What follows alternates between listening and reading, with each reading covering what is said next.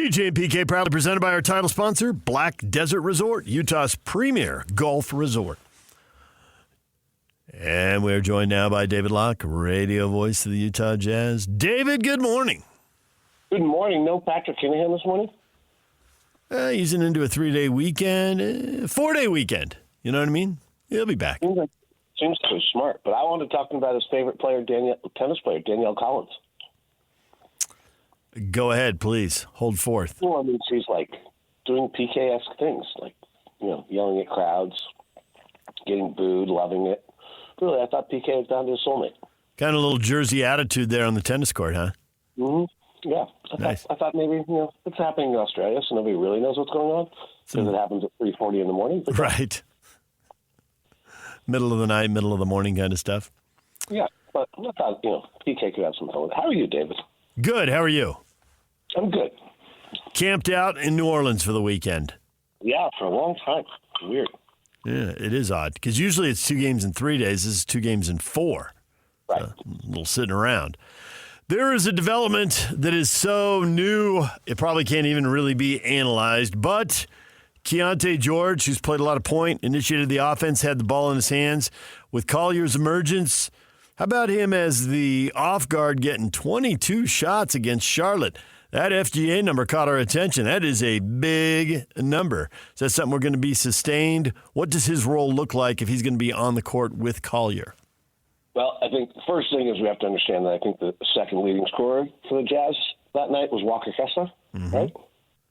So I'm not sure. I'm not sure that that 22 is a realistic number. I think there's. I think it had to do with who we have as our personnel at that time. What I think is interesting, and it's a very small sample size. I think they've spent 130 minutes on the floor together this year, so that's not very many. But in that time period, Keontae's taken 58 shots. His effective field goal percentage, which weighs 3-point shooting, is 59.5. For people who don't know, that's very good, right? Yeah, the league average is about 53. His effective field goal percentage when he's been without Collier, so when he's playing the point guard, is 47.8 or 47.9. So 59.5 to 47.9. It's a little. There's a stat we can look into, which is someone's shot quality, and the shot quality is not dramatically different. So it feels like this is just a small sample size theater, but maybe there's something to it. Keontae George might need to be buying lunch for Isaiah. Yeah, maybe the more important one is that in 5 of their 10 best games at taking care of the ball are with Collier point guard. And he's only started 8 games. Small sample size, but that's definitely... That one doesn't feel like a small sample size to me. You're already ready to bet on it. There's reasons why Isaiah Collier is in the NBA. Yeah, and there are reasons why he's probably not ready to be a starting point guard. But if you're trying to fix the turnover issue, the fact that our best game, second best, fifth best, seventh best, and 10th best games are all when Isaiah Collier was playing point guard, and he's only started 8 games. That one I think is telling. I guess the only reason I would pump the brakes on that is that if you're seeing it for the first time, that stat for the first time, so are NBA coaches, and then how do they adjust? But it is what he does, and it is why he is here. He's not here for his shooting. That needs to improve, but his ball handling, that assist-turnover ratio, it looks great. It really, especially you look over the last couple of weeks, it looks really good. No, and you make a great point. I mean, it's incredible what happens to these guys when they have a loud game that the league sees how fast the league adjusts. I don't know if you follow me on socials or which of the 17 socials you might follow me on, but I posted about Dalton Connect. He's done almost nothing since the night he went off against the Utah Jazz. He goes crazy in back-to-back games against New Orleans and Utah, and the rest of the league was like, oh, okay, we'll make sure that doesn't happen again. I guess the thing that surprises me most about that is how long, and technology helped, no doubt about it, is at how long it took for these NBA staffs to really explode. You know, the sheer numbers of people wearing golf shirts sitting behind the bench. And the fact that when it really took a leap forward with Mark Cuban when he bought the Mavericks, everyone laughed about having 10 assistant coaches. But the amount of detail that lets you dive into in a sport where there's a gazillion possessions and yet 1, 2, or 3 of them can easily decide the game. And so you're just playing the numbers, right? You defend and you defend the right way. And these guys are such shot makers. Usually it doesn't matter. But the one time out of 10 that it does matter, that's a whole difference in the game. And so to dive into these details with all these guys, and they've moved them now, but for a while, the guys with the computers, nameless, faceless, didn't say a word, didn't know who they were. They barely even looked up at the game. I don't know what they were data mining sitting in the row behind us, but they were there, and then suddenly they were gone. They must have built a room for them somewhere. You're looking for those edges, and that's why Dalton Knecht goes nuts and thinks, I've got the NBA figured out, and now can't get a shot. I thought we even saw it with Kyle, right? Kyle had a pretty good game against San Antonio. He used that spin move 2 or 3 times. I think he's gotten that spin move once the rest of since then. The ability now that the Jerry Sloan, Rick Majerus, Roger Reed era coaches didn't have, the ability now to sit down and just send a text to somebody and say, I need to see every shot that so-and-so took from this spot on the floor. And later that day, you're watching every shot so-and-so took from this spot on the floor. Done. Yeah, I sometimes think this is the problem in scouting, that you sit down and you watch just so-and-so's pick and rolls, and you don't see the context of the game. Obviously, you would hope you have scouts that have out and done that, and I'm not. But I think that, okay, so I'm just going to hold that comment. I think that's true. That the efficiency of synergy, or second spectrum, allows you to do exactly what you just said, I also think loses the context of the game. Like, there's just been so many players over the years who I've seen drafted, and I'm like, did they watch them play the whole game? Because, the highlights are certain plays look great, but, like, not running up the floor doesn't show up on synergy. Right. Right? Or not interacting with your teammates doesn't show up. Like, you still got to, like, I'm a numbers guy, but you still got to scout a player. I mean, most people, there's very few teams that are just relying on synergy, but you can become reliant on synergy. And I think in the draft process, as it's going on, you can become reliant on synergy. Like when the scouting's over and you're into June and you're trying to get the last look at someone, you can really become reliant on it. We've been talking about the fact that the lottery odds, obviously you want to have the best lottery odds and all that, but it's still, there's just this huge amount of luck factored into whether you move up to 1, 2, or 3.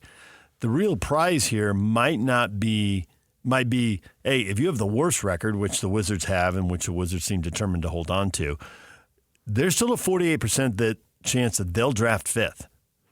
But they can't fall to 6, 7, 8, 9. Right. The Jazz are sitting in the 5th spot. They could drop. Actually, the odds are they'll drop to 6 or 7. That's actually the best odds. And there's only a 0.6% chance of dropping to 9th, and they can't drop to 10th. So, yes, everybody wonders if they're going to draft, who's going to draft 1 and who's going to take Cooper Flagg. But how far you fall, and you probably haven't spent a lot of time on this yet. You'll do this later. But how much does the talent in this draft change 4, 5, 6, 7, 8? By the time you get down to 8, are you trying to find 1 or 2 good players left in this draft?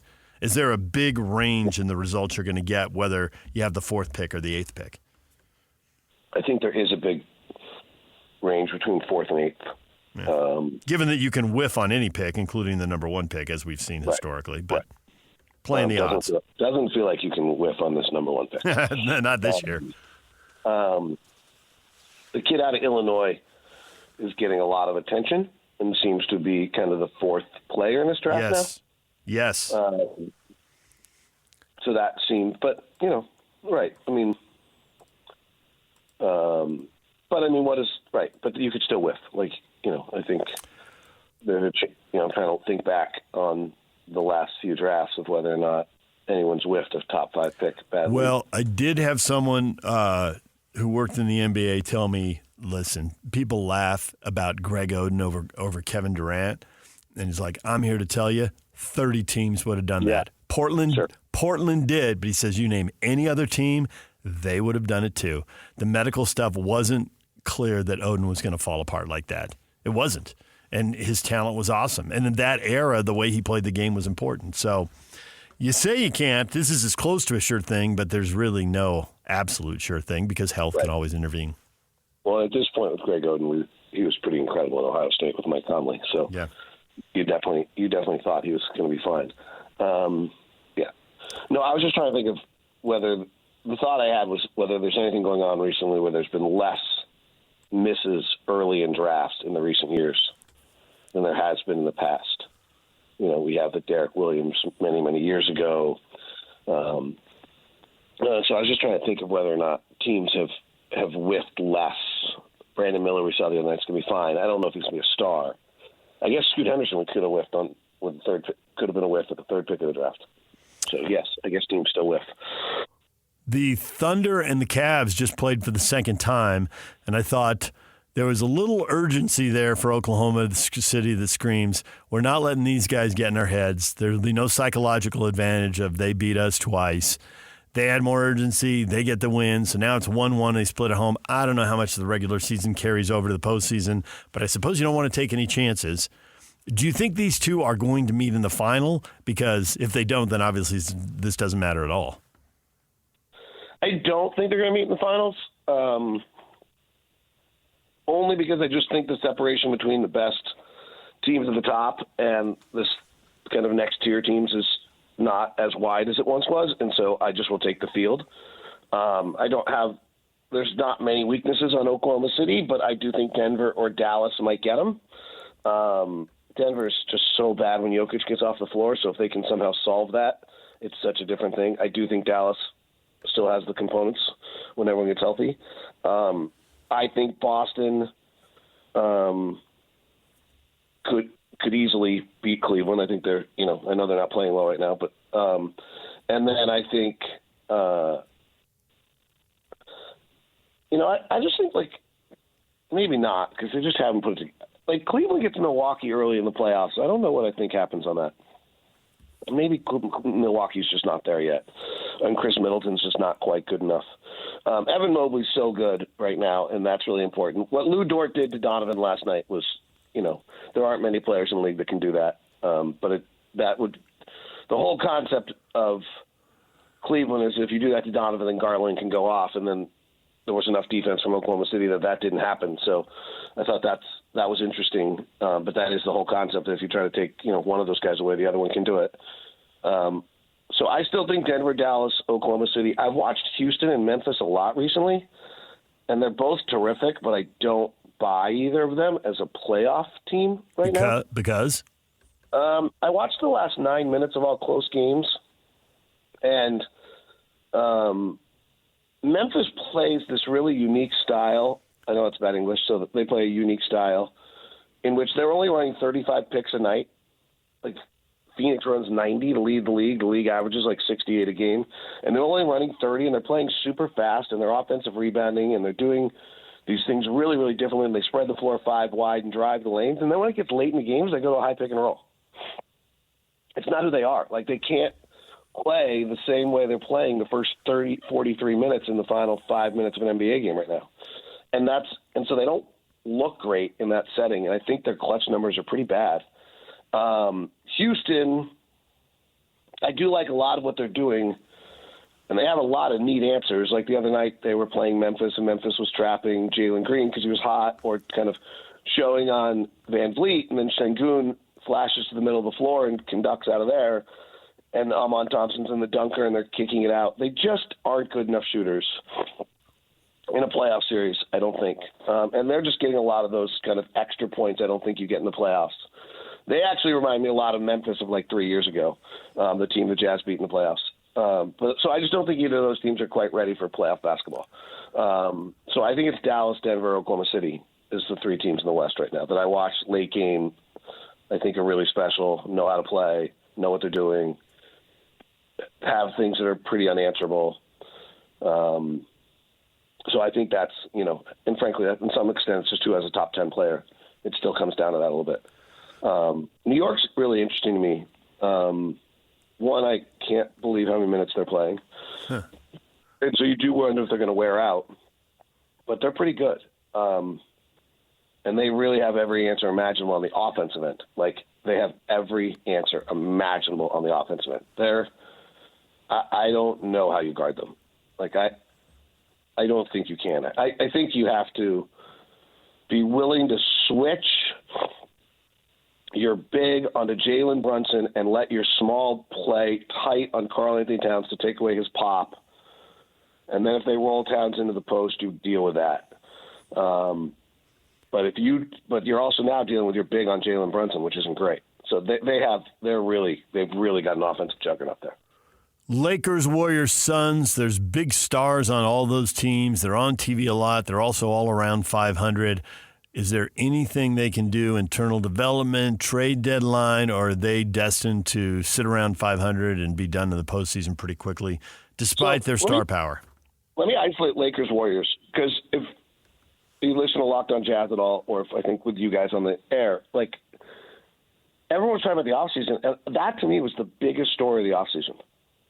Was that the Lakers and Warriors were going into the regular season with LeBron and Steph on the back end of their careers as the 8th and 9th best teams in the Western Conference. Like, to me, that was the story of the offseason.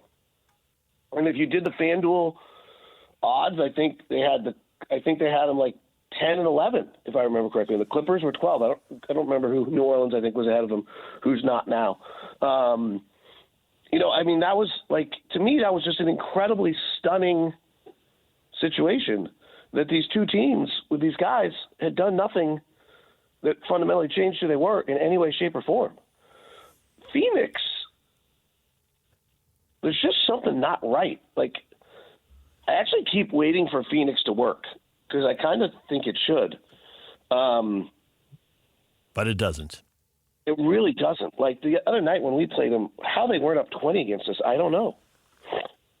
Like, they just can't stretch it. Like, Minnesota can't hold a lead right now. Their offense is not good enough to keep a lead. They go up 12 like every night, and then they drop 12 and 14-point leads every night, and then they're in a tussle late. Phoenix just can't separate. And I really don't know why. Though I really would hate to have to play Devin Booker and Kevin Durant. I used to say Bradley Beal, but maybe that's the problem, in a 4 out of 7 game series. The only thought I have on, I don't know, I'm trying to figure out Phoenix. It's got me mesmerized. Like, and in this modern era, I think Phoenix is really an important team to look at because if you do decide to spend on 2 or 3 stars, like, how are you building your roster around them? And obviously their big problem is that you can't have any wasted money. And they have wasted money in Nurkic, who they're no longer playing because he just turned out to be the use of Nurkic, DeAndre Ayton trade is like, well, I guess there's a whiff, number 1 pick. Is still such a, like, that's like one of the, like, both teams just got rid of a problem, but the problem is they gave each other a problem that's causing them disasters. So maybe that's it. You just can't waste any money there. But of those 3 teams, I still think Phoenix has got a chance to win a playoff series.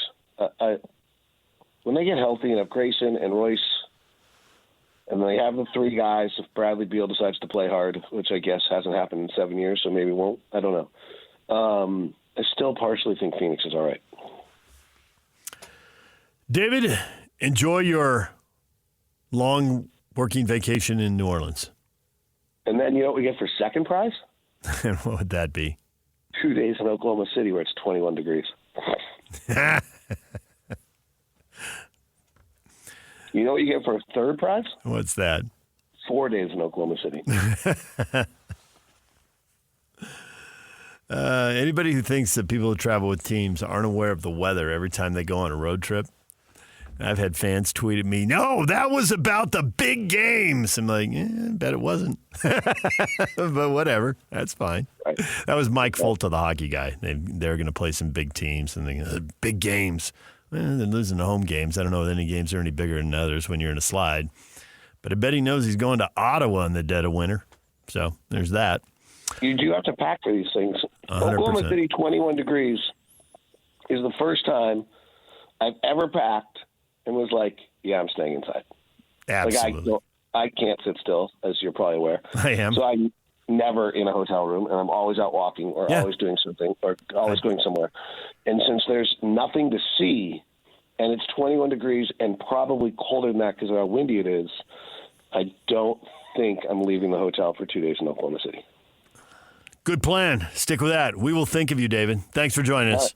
I'll talk to you next Friday. See you, David Locke, radio voice of the Utah Jazz. We're taking a break. When we come back, here they come, NFL playoffs.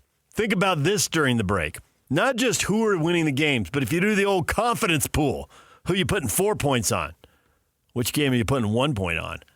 I think those are super clear. We'll get to that next. Stay with us.